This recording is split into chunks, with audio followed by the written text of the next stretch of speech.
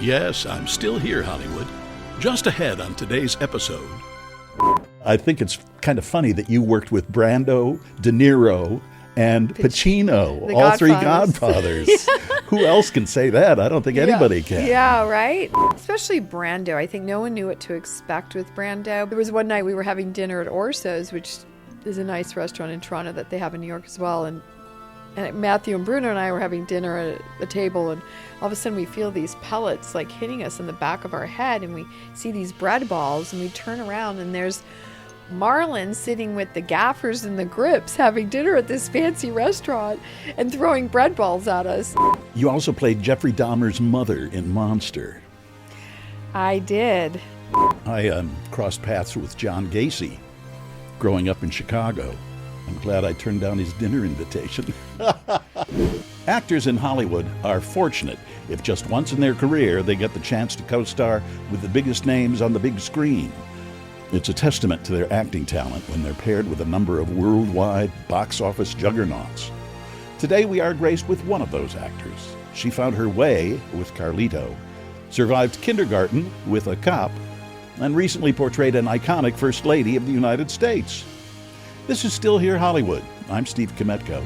Join me with today's guest, actor Penelope Ann Miller. If you'd like to be more involved with us at Still Here Hollywood, you definitely can. Just visit patreon.com/stillherehollywood. You can support us for as little as $3 a month. Then you can see who our upcoming guests will be and submit questions for them. You can even tell us what stars you want us to have on as guests. You'll also get exclusive behind-the-scenes info, pics, video, and more. Again, that's patreon.com/stillherehollywood. Hi, Penelope. Hello. Thanks for joining us today. Thank you for having me. I read quite a bit about you as I was preparing for this, and I can't remember who, but I believe someone told you early on, correct me if I'm wrong, that it was important to, during your career, keep working. And you seem to have done that with a number of different roles. I think it's kind of funny that you worked with Brando, De Niro, and Pacino, all three Godfathers.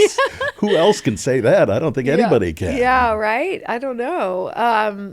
I feel incredibly blessed that I got to work with not just the Godfathers, but just these amazing actors that are iconic as well. I don't know what happened. I just feel very lucky because I admired them so much, and to get to kind of get to be in a room with them, let alone play opposite them. It's like, the what people say is when you're playing with a great tennis player, it just makes you that game. much better. Yeah. Was it intimidating? Well, I'd say at first maybe.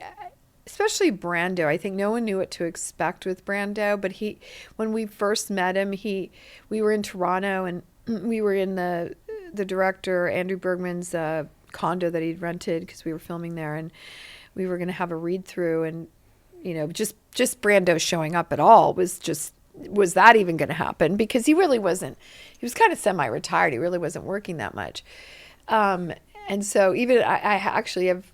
Interesting story. I had agents at the time who were trying to persuade me not to do The Freshman because they didn't think Brando would show up to make the movie, and I was offered another movie called Johnny Handsome, and they wanted me to do that because they thought that was more of the sure thing. So I was like, I think I'm going to take my chances. If there's a chance I can work with Brando, I think I'm going to hedge my bets on that one. And I called Matthew Broderick because I'd worked with him in Biloxi Blues, and I said, do you think Marlon's going to show up? And he said, well, they have pictures of them and the producers in Tahiti with their arms around him, and he's, all, and so he was all in. And then anyway, he shows up in Toronto. He's like an hour late, and Bruno Kirby was like in the lobby waiting with like a fedora hat on and a newspaper, like a detective would be, like, Brando's in the room, Brando's in the house, like he's walked in, he's entered the building.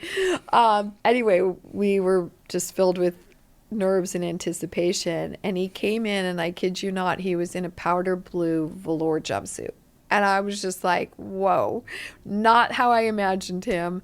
And he came in just all smiles and giggles, and laughing, and he said, "Oh, my daughter," and he gives me this big bear hug, and I think he might have fractured a couple ribs, and he was While he was hugging you, or before then? Yeah, when he hugged me, I was just like, ah. But anyway, I don't want to even go to the story, but I already was sensitive in that area because I'd had this really bad coughing thing when I was in Our Town on Broadway, and so I think he refractured. He didn't actually do the fracturing from coughing so much. Terrible story, but anyway, he was delightful. He was funny. He was charming. He was playful. He was a prankster. He loved the fact that he was parroting his role from The Godfather. We had a great time, and he loved actors, and he loved the crew. Not so much the executives. Like, there was one night we were having dinner at Orso's, which is a nice restaurant in Toronto that they have in New York as well, and Matthew and Bruno and I were having dinner at a table, and all of a sudden we feel these pellets like hitting us in the back of our head, and we see these bread balls, and we turn around, and there's Marlon sitting with the gaffers and the grips having dinner at this fancy restaurant and throwing bread balls at us. And we were like, wow. And those are the people he wanted to hang out with. It was the everyman. Could you feel any of the aura he had about him in terms of being an actor? I mean, he's one of those people where you say his name in certain circles, and it's like... Yeah. Well... he probably didn't see himself that way, nor does I think anyone, unless, I don't know, maybe a Queen of England or something. But I just feel like I don't think he walks around thinking, oh, he's Hollywood royalty or acting royalty. It was actually pretty funny because one time he invited us into his trailer, and he was on some fruit drive. Would you like some fruit? And and Bruno and Matthew and I are sitting in his trailer, and he says, he's trying to give us some advice, and he says, you've got to trust your instincts as an actor. Always trust your instincts. I was doing this movie called, I don't know if you know it, it's called On the Waterfront. We're like, I don't know if you know it. Yeah. Yeah, because he thought we were youngsters, and why would we have seen a black and white film, from the 50s, whatever. So we were like, yeah, we've seen it. I mean, any actor with their grain of salt has seen that movie, right? Right.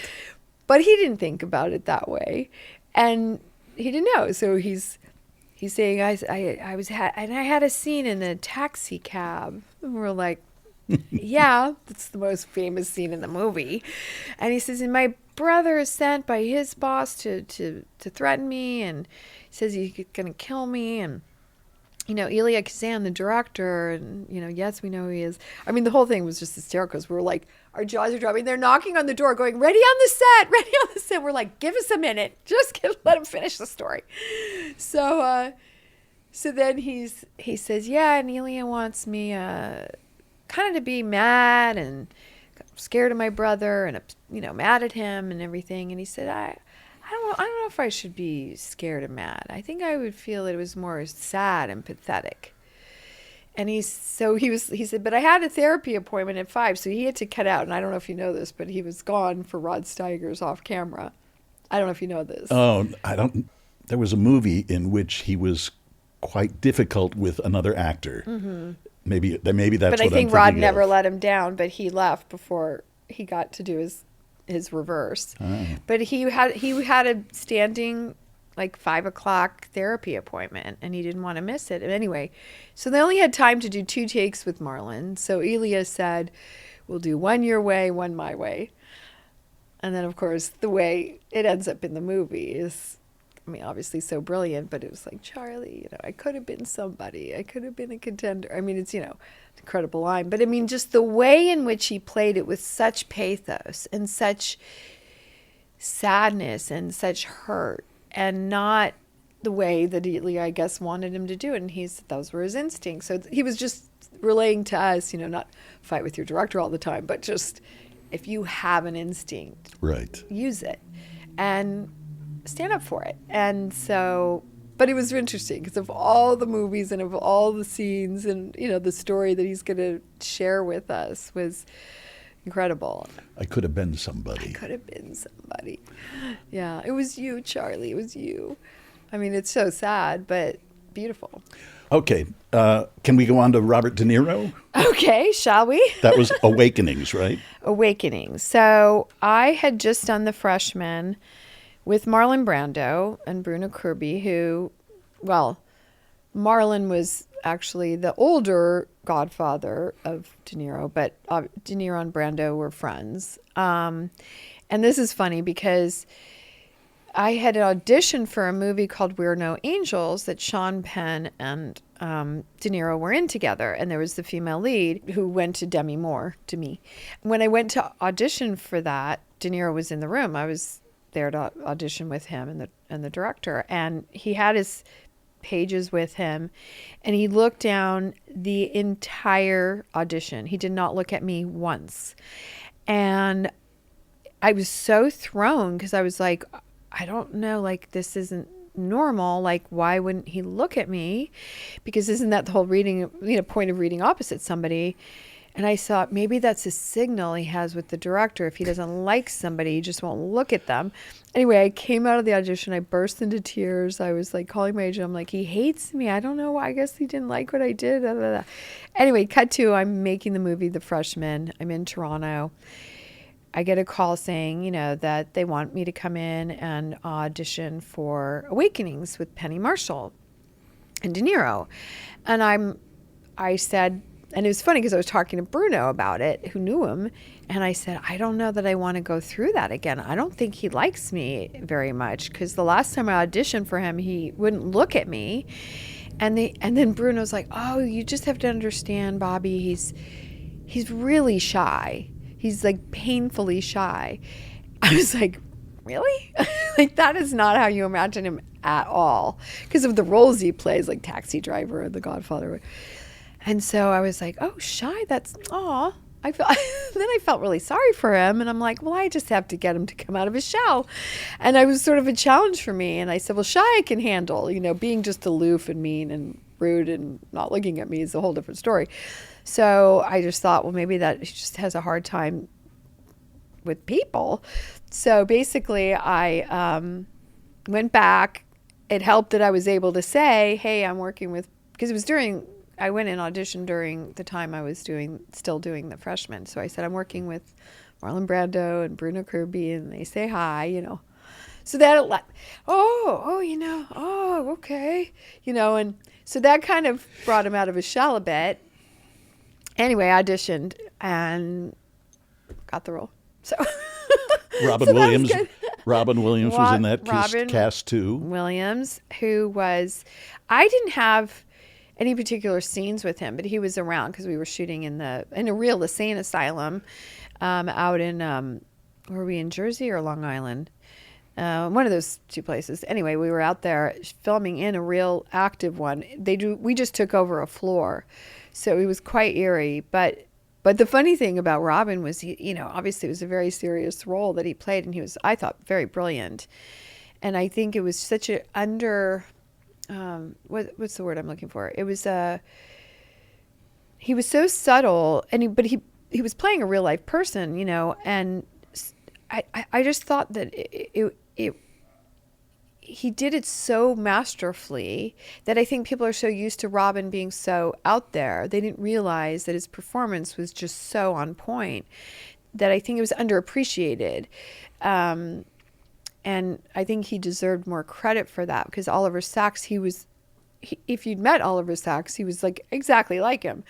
But between takes, he would crack jokes. And so everybody was laughing, and all these people who were, supposed to be emotionally unwell and all this stuff. But, and it was funny because with De Niro, he was probably the most method actor I'd worked with.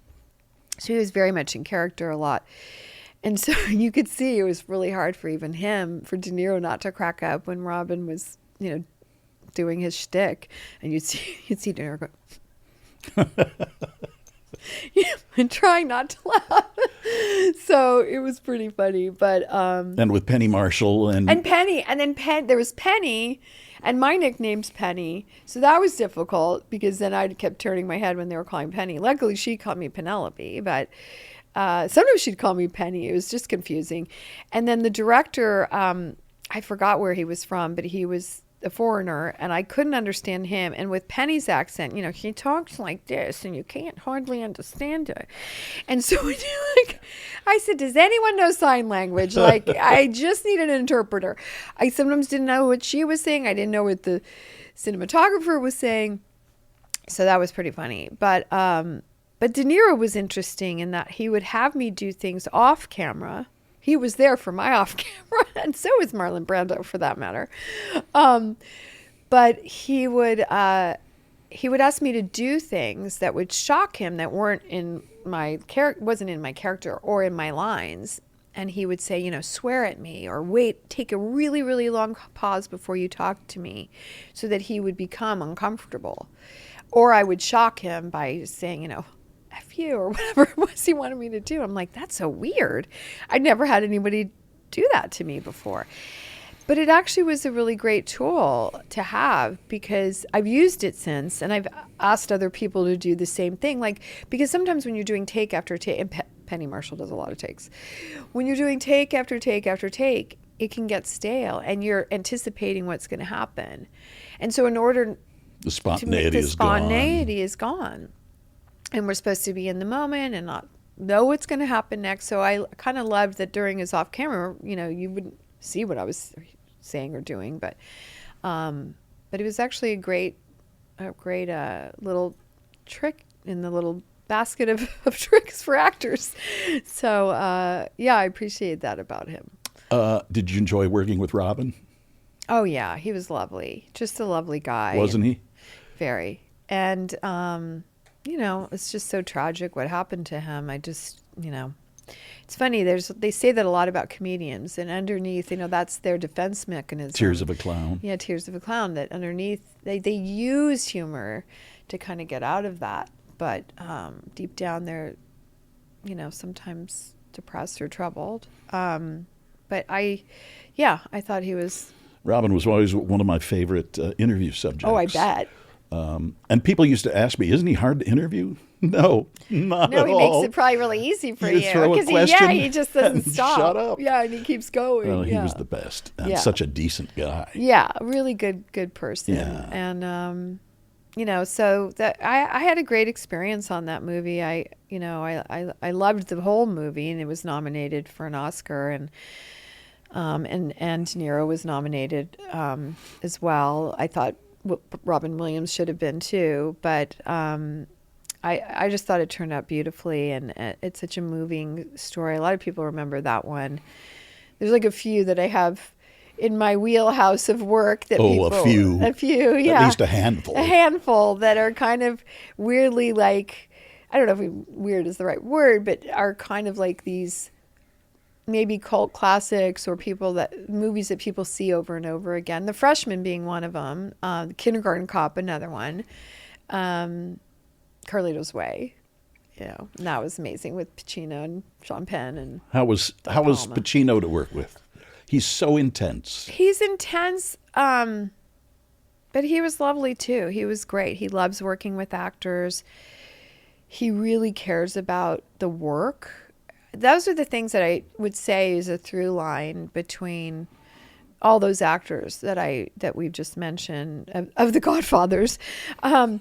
They don't care about the stardom at all. They don't care about being famous. They want to work. They like work. I mean, Brando after a while was like, I don't know if I want to do this anymore, which is fine. But go to Tahiti and relax. Go to Tahiti and let's just hang out. Yeah, right. Pop a beer and hang out in your kitchen with the crew.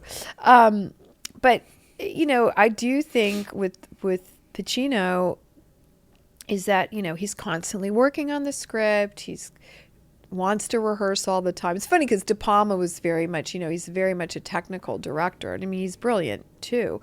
But he wasn't into this, let's rehearse this for a few times before we shoot it. He was like, because he's already had the scene mapped out in his mind of how it's going to look exactly, completely figured out the entire movie and how it's being shot. And it's, it's incredible. But I think he'd get frustrated, and he was like, all right, everybody leave. Al wants to rehearse. So we'd leave the room and rehearse it. But I appreciated both sides of that, of course. But But yeah, I love that about Al, and he just really loves to work. He's passionate about his job, and he cares about it, and you see that in his work. And like I said, it's nice to work with people that aren't into the limelight. That comes with it, but they're more reluctant, and that's where the shyness comes in with someone like a De Niro. Is they kind of like, they'll do the red carpet, but you can tell they're They so don't uncomfortable. They'd rather they're be like anywhere they're not else. like posing and they're really like, okay, here, take my picture, okay, And then you have an Arnold Schwarzenegger who loves the limelight. There are those out there as well who don't have a problem doing a red carpet or an interview and having a good time. And he was somebody who told me, he goes, whatever they ask you, you just say whatever you feel like saying and you go on. And then they don't have to keep asking you questions. He was that, you probably know, you probably interviewed him. He just goes off on his own tangent, and he just, whatever you want to cover, you just cover it. He would come in when we would do interviews, and he would just start talking about things. Mm-hmm. He would tell you what the movie was going to open, what the opening gross would be, God. And he knew. I was amazed by him, and I knew he was destined for big things because he, and not necessarily in acting, but because he would come in and he seemed to know everything and would be willing to tell you everything. Well, he's a real businessman. Yeah, he is. Yeah. So he does think of all of that. And that's something that's kind of interesting about him, because he's obviously interested in the whole aspect of not just filmmaking, but wherever he is committed to at the time. He's looking at the box office and all of that stuff. And usually with a cigar. Yeah, with a cigar, yeah. And he was another prankster, too. Was he? Yeah, he's a big prankster, yeah. I got my first car that I'd ever bought new. I bought on Kindergarten Cop, and I had it delivered to the set, and we were filming at Universal in the Valley, and I got this shiny red BMW, and I said, oh, here's my car. You want to come out and look at my car? And it was by my trailer, and our trailers were across from each other, and he's like, this is new? And I was like, yes, it's new. I just got it. He's like, I don't know, Penelope. I'm not doing his accent right, Penelope. And he started going around the car, looking underneath it. I said, but the odometer is like 000 point whatever, 1 to 2 or something like that. He goes, they change that all the time. They just put it back. It could have had a lot of miles on it and everything. So I'm sitting there thinking to myself, oh my gosh, like they sold me a used car. They've lied to me. And I'm about to go run in and call the dealer to say, like, Arnold Schwarzenegger told me, sold me a used car. And then he's like, Penelope, you're so gullible. So, he would do things like that. Like he was constantly joking around, and he seems to, love being on set and love having a good time. We'll be back for more in a moment. I crossed paths with John Gacy growing up in Chicago. The thing I want to talk to you about is the movie I saw most recently. Okay. Reagan. Right on. And how was that experience for you? Oh, my gosh. Well, we've been on a journey, quite a journey with this movie. We started filming Reagan August of 2020. Wow. Yeah. So we served a White House term, basically. Yes, you did. To get this movie out. And it was right in the very beginning of COVID. And so there was many protocols that we had to adhere to, and we had to isolate as best we could. And we were filming in Guthrie, Oklahoma, which was supposed to be the replica of Reagan's hometown, which was Dixon, Illinois. And, beautiful town, but we couldn't go anywhere. So we at least had each other, and that was pretty funny. But, it was challenging for sure, because the rest of the crew is in masks and the director's in a mask. Sometimes you can't understand people. You didn't know what people looked like. Luckily, the actors don't have to wear the mask because we're in makeup and hair, so we could breathe. But in any case, it was that was challenging. And then, of course, if somebody came down with COVID, we'd have to stop production, and on and on. So then, we also finished in Guthrie, although they did have to come back to film some other stuff. We shot at the Reagan Ranch, and then we shot at the Reagan Library. So it was just, and that was the year of 2021. So we were sort of going through this process of just getting the film finished. Then they had to go back to Guthrie that summer of 2021. And it was challenging just to play Nancy Reagan. That was to me the biggest challenge of all, because it was very big shoes, or little shoes, to fill. But she's so iconic and so famous. And I don't think people would initially look at me and say, oh, she's Nancy Reagan. So I knew that I had a big undertaking to get it right. And I think you did a great job. Well, I really do appreciate that. I worked really, really hard. It's probably the hardest I've ever worked in terms of research and just constantly, every day, looking at the material. I read her book, which was called My Turn, her autobiography, or her memoir, really.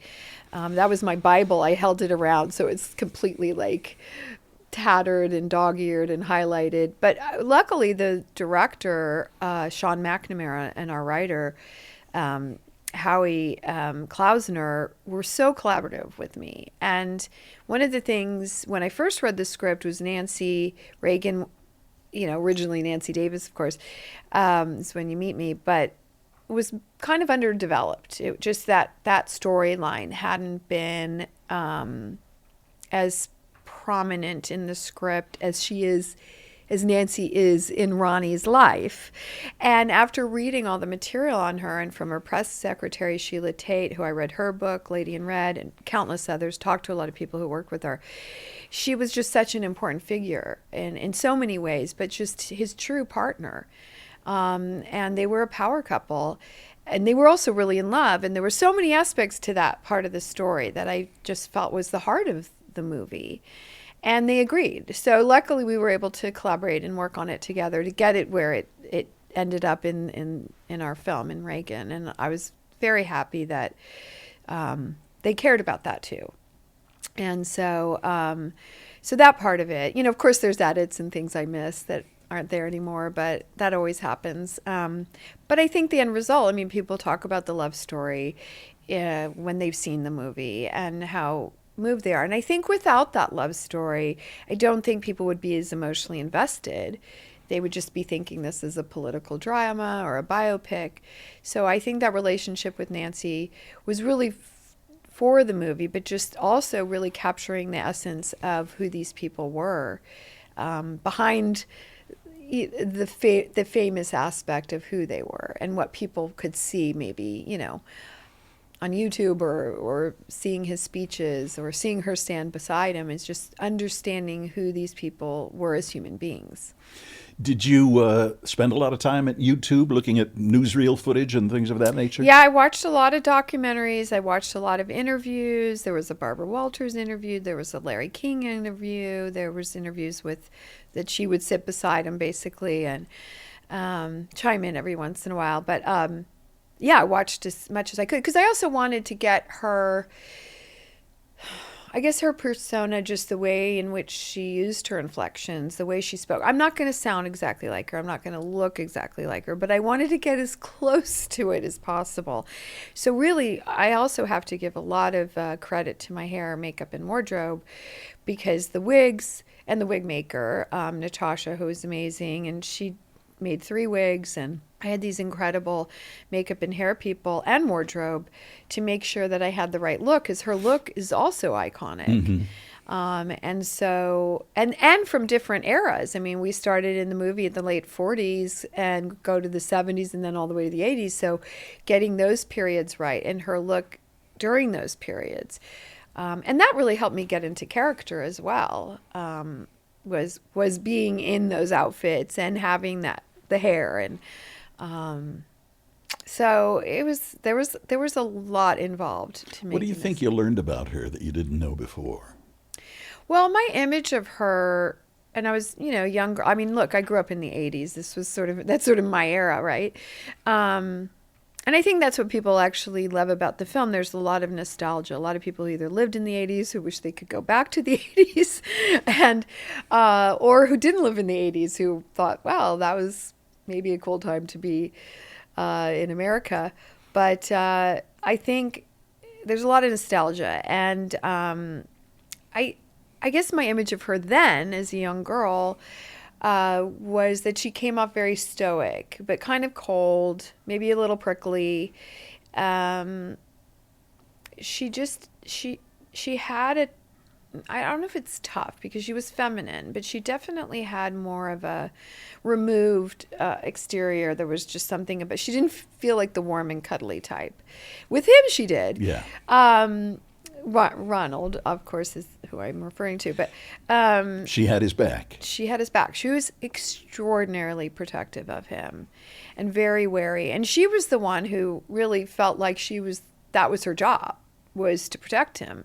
And look, she gave up her acting career, unlike Jane Wyman, who was his first marriage, which was, I think, part of that, the demise of that marriage was that I don't think Jane Wyman cared about him getting into politics and didn't like him being SAG president and was mad that his movie star status was waning and hers was rising, and very opposite to Nancy's feelings about him. I think Nancy was willing to give it all up, didn't care if he gave it up.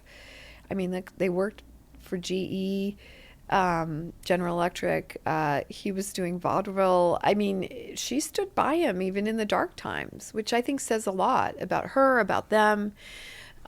She truly loved him and believed in him, and I think she really believed in his purpose. But going back to your original question is, I found from the people that I spoke to and from what I read is that she was very vulnerable, and she did have a soft side, and she had a very playful, fun, I mean, she obviously thought he was a hoot and loved his jokes, and he was very funny and charming and disarming. But I think that persona was a protective mechanism that she put out to the public, was don't mess with my man. And especially after the first attempted assassination, and they were like 2 months in the White House when that happened to Reagan, I think she became incredibly fearful and very wary of who he surrounded himself by. And but I think she just felt that was her job. That was her job, to be his biggest support and his biggest protector. And I think she did a good job of it, actually. Maybe some people didn't like it, but... Well, I think... this is probably not the right word anymore, but I think feminists looked at her and how she, in my opinion, or my viewpoint, she kind of took a back seat, put her life on hold, and was there strictly like his right-hand woman, you know. Well, I think there's a stigma attached to a woman who stands behind her man. You know, she's considered maybe the manipulator or submissive or maybe devious, or maybe there's just so many, you know, like you said, the feminists don't see that as being a strong woman. When if it was a man behind a man, he'd probably be considered a strategist and clever and all that stuff. So I just find that that's sort of a misogynistic way of looking at her, because I think what she did was really important, and I think it was really honorable. And he even says, you know, in many, because he wrote her a love note every day and he constantly appreciated her, but he even told the public, he said, you know, I would have lost my soul if Nancy hadn't come into my life. And I think he needed her, and I think she knew that. And he, even their son, which, you know, there was prickly relationship there, he said, my dad would never have been president of the United States if it wasn't for my mom. So I think it was her that really lifted him, that gave him the confidence to be the man that he became, who fueled him, who empowered him, and was truly supportive in the best way. I think she believed in his purpose and that he had a greater purpose in life instead of just being an actor. And I think there's something very noble about that. Whether you agreed with him, liked him, didn't like him, whatever, she did. And I think she propelled him to become what he became in 2 terms in the White House, plus governor of California. Right. I think very much she found her voice, and her voice was as his company. And confidant. Right. And I think he relied on her. I think he put all of his trust. I think she was probably the only person he truly trusted. And I don't think she was the puppet master. I don't think she was manipulating or, saying this, this is what you should do, or these are the policies you should have. I think she really respected his opinion and his decisions. She had opinions. He didn't always follow them, even with certain people he hired that she didn't want him to hire. But I think for the most part, he did confide in her. And so she was really, truly his ally. Did you want to play the role from the very beginning? I did. I did want to play her. I was nervous. It was quite a daunting task, and I was scared to play her. But being an artist and an actor, I think one of the things that I like about that is I like to surprise people, and I like to play parts that are outside of the box and not how people would perceive me. I like to challenge myself. That's what makes it fun and interesting to me, is challenging myself to see, like, can I pull this off? Can I do this? Am I capable of it? And I want to have diversity in my career. I mean, I want to show range, and I don't want to be typecast. And I've never wanted to be that. So when you start young and you're the ingenue, it's harder to kind of break into the character. Although I did play Brenda in Adventures in Babysitting, which I thought was, I was a character role. But and it was comedy, which I love. But yeah, I just always wanted to. And then being in The Freshman, playing Marlon Brando's daughter, I don't think people would have seen me as the Italian mafia princess. And luckily I could dye my hair and put on an accent and the whole thing. And so there's things that I just like to surprise myself and my audience, I guess. We'll be back in a moment. What about Paul Reubens? I was getting an award, a Career Achievement Award at the Sarasota Film Festival, and he's from Sarasota. And he was there, and he read about it in the paper, and he called me, and he said, I heard you're here. And I said, yeah. He said, oh, let's have lunch. And he came over, and we had lunch, and he met my oldest daughter. And then when I was getting an award, and they were going to do a Q&A like we're doing now, and he showed up. He was there in the audience, and I was just really blown away. Are you going to write a memoir? It was so funny. My manager asked me recently, would I write a memoir? And I said, oh my gosh, and I love memoirs, I love, like, Myrna Loy has a great one, and obviously they all do, like Katharine Hepburn, and the list goes on, and so does Nancy Reagan. I just don't know if I'm ready yet. I feel like I have more stories to tell. I'm not done. And I kind of feel like there's also a fear if I were to say as much as I want to say, like, I'd have to limit it because there's so many people around that you still want to work with. I still want to work with. And not that I have horror stories, but I do have interesting stories. And if I really was going to be truly candid, and be the best book that it could be in terms of what my life is, then I don't know, maybe I should wait. But I'm not the one that keeps the journal. So sometimes there's a lot I remember, but there's a lot I forget too. But maybe it would all come back to me. But journals are very handy kept a journal when the time comes. Nancy Reagan had a journal. Yeah. Did she? Oh yeah. Yeah. So she would actually in her memoir, you would see, like, this is what I wrote on this day. So it was really verbatim. So I would go to the writer. I'm like, no, she said it just like this. She wrote it. This was the day. I mean, even the day of the assassination where they said, oh, you can't go to the hospital, because she didn't know if he'd been shot yet or not. They just said he'd been shot, but they didn't know if he'd been hurt or hit. And then they said, you can't go there, Mrs. Reagan. And she says, you're either taking me or I'm walking. So they put that in the movie. And then even when she got there, they were like, you can't see him. And she said, no, he needs to know I'm here. Right. And all those little elements, just little, one line here, there, made such a difference. But I was like, no, this is what she said. Well, it paints a much more complete portrait of the woman. Right, right. And how important, Nancy was to Ronnie and Ronnie was to Nancy, and how they were they couldn't, in fact, she also said this, which was when she sees him after he's woken up after a surgery, she said, I should have been there. I always walk on your left side. And then he says, but it would have been you then. And so just this beautiful moment of like, I wasn't there to protect you. And she felt so guilty, which he was like, yeah, but I didn't want something to happen to you. But she said all that. It's all there. Yeah. So, I mean, it was just a wealth of information. And to be able to read something from her perspective, which you don't get as an actor very often. You don't get to actually, you can surmise maybe what they were thinking, but I actually got to get into her head, which was amazing gift. What about Paul Rubens? Working with him. Yeah, we lost. That was another sweet man that we lost. He became, just a lifelong friend. I always got his funny Christmas cards, and then he always sent me, like he does this on Valentine's Day and your birthday, where he sends you memes starting like at midnight all the way until the following midnight. And when I was at his memorial, so many people talked about that. They were close with him, of the funny memes, the birthday memes, the Valentine's Day memes, and and especially your birthday, because he'd be like, one more, and then they were always hysterical.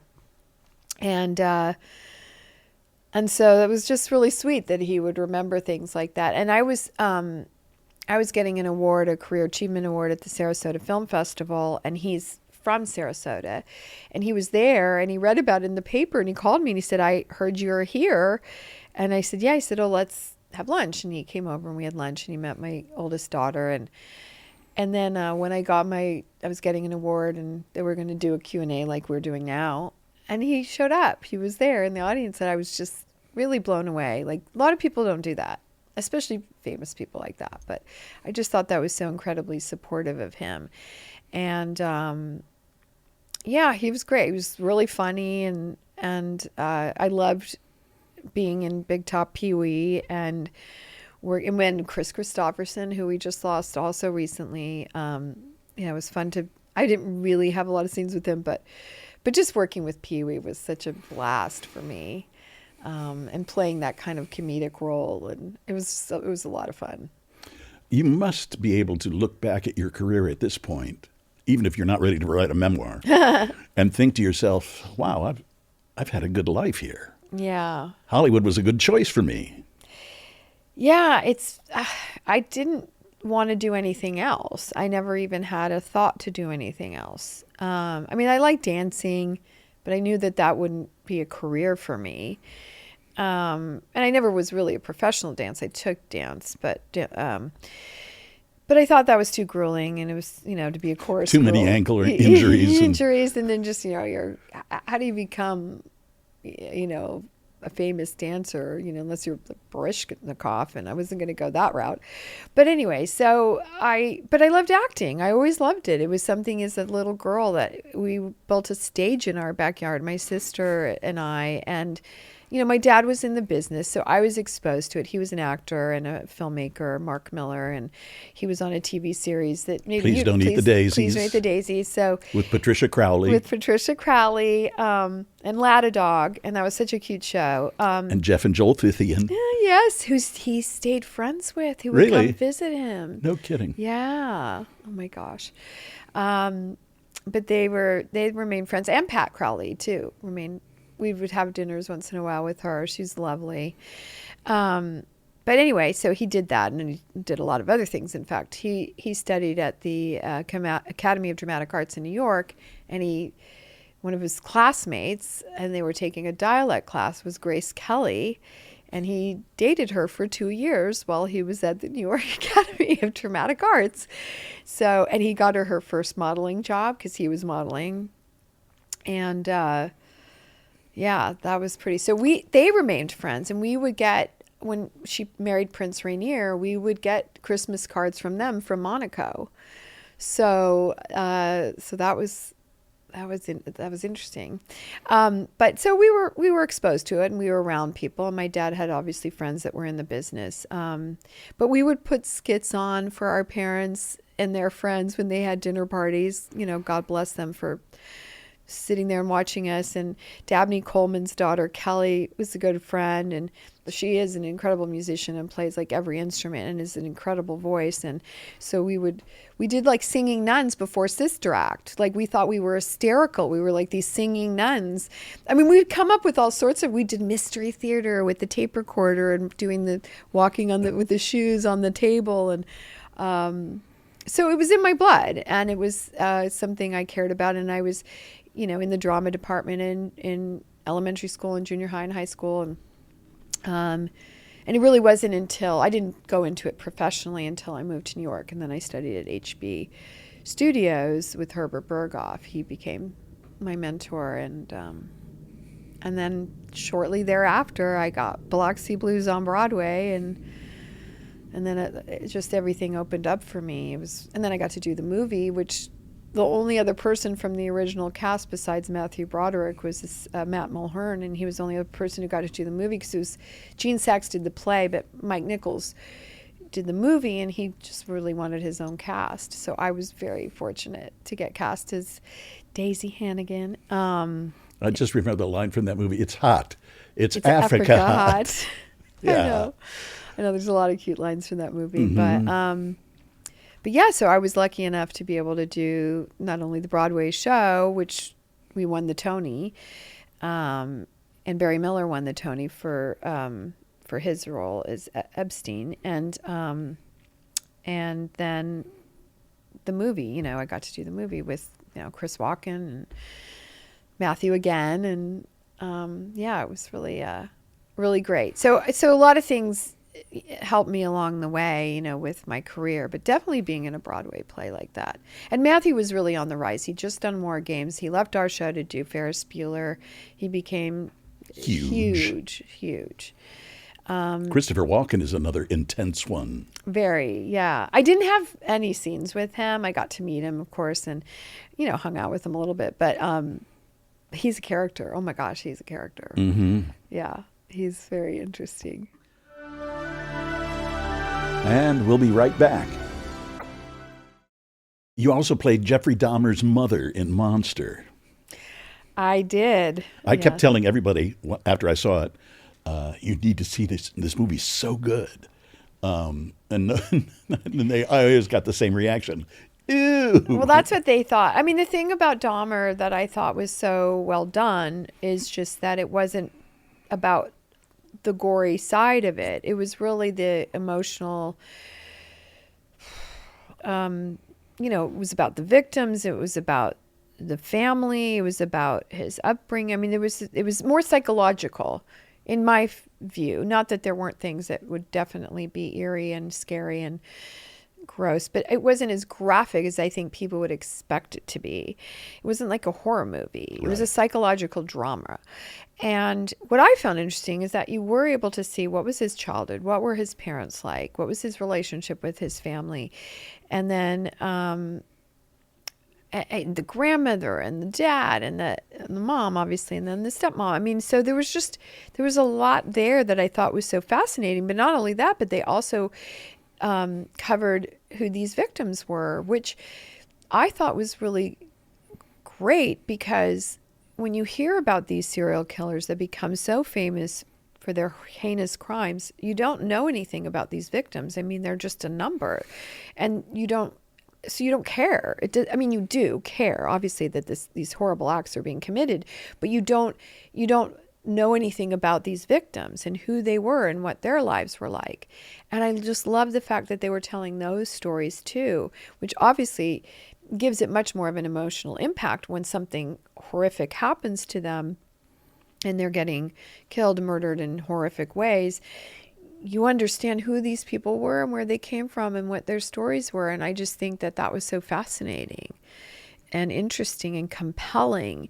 And I think that's why it made it a story that you didn't know what was going to happen, in a way, because you didn't know what was going on with these people, or how it happened, why it happened, when it happened, and those sort of things. So I think there was still that element of surprise and interest and things you didn't know. Even the mom, like, there wasn't much said about Joyce, and she had her own mental emotional issues and postpartum and, being on drugs while she was pregnant. And of course, the husband and wife are blaming each other. She's blaming him for the roadkill, getting him involved in roadkill, which apparently is a thing with serial killers. They always start with roadkill, generally speaking, is statistically what I've heard. But yeah, so the dad is blaming, Lionel's blaming Joyce, and Joyce is blaming Lionel. I mean, which would happen, it happens. Not that it would, but it does happen a lot in marriages and relates, with what happened to my kid. What did you do to him? And then she wanted to have his brain studied, and and the dad wanted it cremated. And it's what actually Dahmer wanted, Jeffrey. He wanted to find out why he was like this, and she wanted to study his brain, and the dad was like, nope. So that was kind of wild, but that again too was such a character role for me. I was so appreciative that Ryan Murphy gave me the opportunity to play her, because I don't think it's somebody people would necessarily see me as playing. And it was fun for me to get into that kind of a psychological, interesting, complex character like her. I crossed paths with John Gacy growing up in Chicago. Oh, well, I have a good, interesting story about that too. I'm glad I turned down his dinner invitation. Well, it happened, yeah. Wow, that'll be in my memoir. Well, and John Gacy's in our film, it has a part in Dahmer as well. But I have a good friend of mine. His name's Jack Merrill, and he's from Chicago, and actually is doing a one-man show about his childhood in Chicago. He grew up in Evanston, and he was picked up by John Wayne Gacy, and he was assaulted and all of those things, but he got away. Lucky him. He was able to psychologically deal with him and talk to him in a way that he was able to not get killed. And it's a fascinating story. Yeah. And he's my age, or he's maybe a little bit older, but he's never told this story at all. Like, no one knew about it. Like, he's, family. So because he didn't want that to define him, and he didn't want that to be his story. It was something that he dealt with, and obviously was horrible and scary and frightening. But anyway, it's interesting that you mentioned that, because here you had an interaction with him, and thank God turned him down. My friend got in a car with him, which I'm like, what were you thinking? Didn't know who he was, but got in a car with him outside of a park. He gave me the creeps. So wait, I'm going to ask you. Okay. Since you brought up Dahmer and then John Wayne Gacy, you have your own story about John. Yes, I do.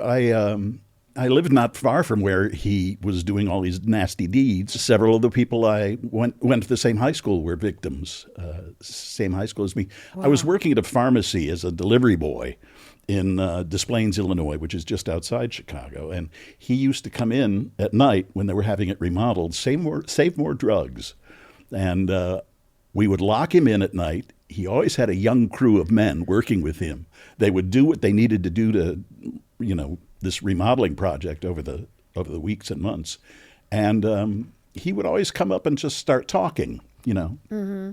And a couple of times he asked me if I wanted to go out and grab a bite to eat when I was off work. And I said, he gave me the creeps. I said, not interested. You didn't think he'd be a fun dinner No, I didn't think so. partner. I'd probably end up being dinner. No, that was Dahmer, not Gacy. Yeah.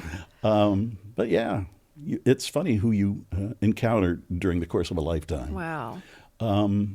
Say you've been married for 24 years. And then we segue into my marriage. Well, what a great segue. I wanted to move on. From serial killers to my marriage. I have been married I got married in 2000. How did you manage to stay married for so long in this town? That's a great question. Well, my husband's not in the business. His dad was, and his mom was too. His mom was an actress, and his dad was Roy Huggins, who created Rockford Files and The Fugitive and Beretta and Run for Your Life. Really famous TV shows. He was a television pioneer, basically. But anyway, so he grew up around it. But I knew my husband. I met him in high school. And we didn't date then. We just hung around the same crowd. He was at a private school. I was at a public school. And then he ended up at the public school I was at. And we we sort of remained friendly, and then I moved to New York to study acting, and then started becoming started working. And so I was really primarily living in New York. But interestingly enough, he came and saw me. He saw Biloxi Blues when we opened at the Amundsen in LA. And he also came to see Our Town, which I was nominated for a Tony for, and that won the Tony, 1989, something like that. And he was in New York at the time and saw me in that show. So he sort of was following my career, but we'd stay in touch like that. And then, back to 99, we reconnected, and I sort of moved back here to LA and reconnected again through mutual friends, because we had a lot of childhood friends. And at that time, we were not with other people, and I guess just the timing was right. But we have two beautiful daughters. We have a 23-year-old and a 15-year-old. Not by design, just the way it happened. But we're still together, and it's a journey, it's a ride. It's not always easy, but I think if both people are committed to doing the work and care enough about each other and have that common, whatever that is, the companionship thing, or when the angels sing and the fireworks go off. Yeah, I mean, obviously love changes over the course of time, but hopefully it grows, and you have the lust in the beginning, and then you have the love, and you obviously want to still find the other person attractive, which we do, so that helps. But I think we just both care about doing the work and hanging in there, and here we are. But that's like a miracle in Hollywood, right? Yeah. Yeah. 24 years, really 25 from when we started dating. So, but I feel grateful, for that, and for our children. I mean, I'm blessed to have these girls. I mean, they changed my perspective a lot on my career, where I was working all the time, and that's all I had, and so I just wanted my next job. And now it's more like I just want a job that I want my downtime, because I want to be with my family, and I like to be home, and I like to travel. But if I'm going to go to work, I want to really enjoy that process, and I want it to be a character I'm interested in, or a story I'm interested in telling, or actors that I love to work with. And so just going back to Dahmer really quickly, I mean, Evan Peters is probably one of the best I've worked with. I mean, he's way up there with De Niro and Pacino and Brando. He's another person that I found very similarly in the aspect of caring about the work more so than being a famous person or being in the limelight. I don't think he likes it very much, actually. He's shy too, very shy. But he was probably the most method actor I worked with. It was really hard for him to kind of get out of character, and I think that was his way of, and that's a pretty dark place to be when you're Jeffrey Dahmer. When you're playing Jeffrey Dahmer. I felt bad for him. I was like, oh no, poor guy, he's staying in it. But I don't know, I got along with him really well, playing his mom. Maybe there was a different aspect of that connection, but Niecy Nash was like, I didn't really know him until the end of the movie, until the end of the series. She goes, I had no sense of him because he didn't really talk to her. But that was because he wasn't trying to be mean or anything. I think it was just really trying to stay in character. I hear Daniel Day-Lewis is kind of like that. Yeah, I've heard that. I've not worked with, but I've heard that, yeah. We have a question from a Patreon subscriber. His name is Cameron Willie, and he asked if you have any yearning to get back to Broadway. Oh, that is an interesting question. I really loved it when I was doing it. I guess it's now more daunting to me because I haven't done it for so long. I just wonder if I'd be really nervous to get back on stage. I mean, there's something beautiful about doing theater work because you've got the audience right there, and you get that immediate gratification, and you get to play the story, from beginning to end. You get to go through your arc as a character, and it's exciting. I mean, I've thought about it from time to time, and I've been asked about doing certain things in the past, but nothing has come to fruition. There was a time that I actually really was interested, and now I'm sort of kind of more homebound. But I think it's not something I would rule out. I don't think I'd want to make a long commitment just because I still have a daughter in high school. So maybe it would be something I would think about. Of course, I could do theater in LA, right? True. But true. I don't know, as far as New York anyway. But I did love it, and that's really my background. That's really where I came from. So it would be interesting to go back. Penelope, I could sit here all afternoon and talk to you, but I don't want to take up any more of your time. But thank you. Thank you. For being so open to this. Yeah, we might just have to do a part 2. Okay, It's a deal. I opened my mouth. But honestly, like, there is so much to talk about. There's so many films where I've worked Memoir. with so many interesting, I guess here comes the memoir. A lot of people I've worked with, and I'm very grateful to be here, to still be working, to still be somewhat relevant. I've been very blessed with the people I've gotten to work with, and it's all taken me on my journey as an artist, and I'm continuing to find, like, even just playing Nancy Reagan and playing Joyce Dahmer and Dahmer, like, the fact that I'm still doing interesting roles, to me, I'm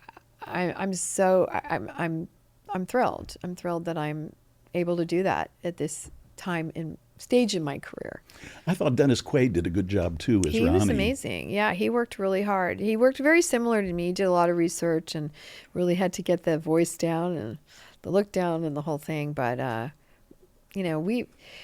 I was grateful that he was there, because I think without him, and if we didn't have the chemistry, I don't think the movie would have worked. So the fact that we got along so well and we worked together so well and we became friends, I think that just only helped with the performance and with that real love that Nancy and Ronnie had for each other. And that's just, to me, I've never seen a love story quite like theirs. So hopefully that's inspirational. And if people want to see that, they can stream it? Well, it's on demand. It's on Apple TV, Amazon Prime, and then it will be on Blu-ray. So there's many opportunities to see Reagan. It was in the theaters. It did really well. I mean, people were bawling their eyes out at the end of the movie and giving it standing ovations. And it would really surpass our expectations of how audiences react. But I think it triggered something in people of, like I said, either a nostalgia or, a way we were, hopefully wanting to get back there, a human story about a real person, other than, there's all these Marvel movies, and I'm not putting them down or anything, but there's just a lot of special effects, a lot of cartoons. I think just to see a human story about a man who came from humble beginnings and ended up in the White House, I think it's interesting. So I think I think people were craving that. Yeah. So, and they can still see it. They can still see Reagan. So. And it's on Blu-ray November 19th. Yes. So Blu-ray after November. Thanksgiving dinner, you can sit down with your family and watch right? And it is a family film as well. It is. I just got an award for portraying Nancy Reagan for the Family Film and Television Awards on CBS. Congratulations. Yeah, it was for best performance playing a historical character. And so anyway, yeah. Thanks, Penelope. I Thank really you. enjoyed this. Yes, I did too. Thank you. This is what this podcast is supposed to be about. Well, we love that. I'm glad I could contribute. Thank you. All right. Thank you. Still Here Hollywood is a production of the Still Here Network. All things technical run by Justin Zangerle. Theme music by Brian Sanashin. And executive producer is Jim Lichtenstein.